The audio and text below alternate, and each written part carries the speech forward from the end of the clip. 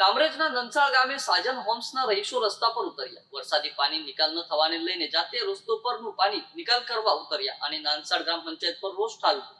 કામરેજમાં છેલ્લા 4 વર્ષથી વરસાદી પાણી નિકાલની સમસ્યાનો સામનો કરતા નંસાળ ગામના સાજન હોમ્સના રહીશો આ વખતે સહનશીલતાની હદ પાર કરતા રસ્તા પર ઉતરી આવ્યા. સતત રજૂઆત છતાં સમસ્યાનું નિરાકરણ ન મળતા રહીશોએ જાતે ડોલ વડે વરસાદી પાણી બહાર કાઢવાનો પ્રયાસ કર્યો. સ્થાનિક રહેવાસીઓના જણાવ્યા મુજબ વારંવાર નંસાળ ગ્રામ પંચાયત તથા સરપંચને રજૂઆત કર્યા બાદ પણ કોઈ કાર્યવાહી કરવામાં નથી આવી. પરિણામે વરસાદી પાણી ઘર આંગણે ભરાતા રોગચાળો ફેલાવાનો ખતરો સતત વધી ગયો છે. ચાલુ મોસમમાં રોગચાળો વધવાનો ભય રહેવાનો કહે છે કે છેલ્લા 4 વર્ષથી દર વર્ષે સમાન સ્થિતિ સર્જાય છે. ગંદુ પાણી ઘરોની આજુબાજુ ભરાતું હોવાથી બાળકો અને વૃદ્ધોમાં તાવ, તાવડી અને મચ્છરજન્ય રોગો વધી રહ્યા છે. સ્થાનિકો કહે છે કે જો હાલત આવી જ રહી તો મોટી સંખ્યામાં બીમારીઓ ફાટી નીકળવાની શક્યતા છે. તંત્ર સામે ભારે રોષ આંદોલનની ચીમકી સાજન હોમ્સના રહીશોએ ચીમકી આપી છે કે જો તાત્કાલિક વરસાદી પાણી નિકાલ માટે પગલાં નહીં લેવાય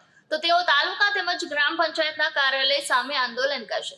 રહેવાસીઓએ પ્રશ્ન ઉઠાવ્યો કે મોન્સૂન પહેલા તૈયારીનો દાવો કરતા તંત્રના વાયદાઓ કેવળ ખોખલા સાબિત થઈ રહ્યા છે. પંચાયત અને તંત્રના જવાબદારો સામે સવાલ. આ ઘટના પર ગામના સરપંચ અને તાલુકા તંત્ર તરફથી હજુ કોઈ પણ સત્તાવાર નિવેદન આપવામાં આવ્યું નથી. જો કે રહીશો આ મુદ્દે તાત્કાલિક કાર્યવાહી અને લાંબા ગાળાના નિરાકરણની માંગ કરી રહ્યા છે.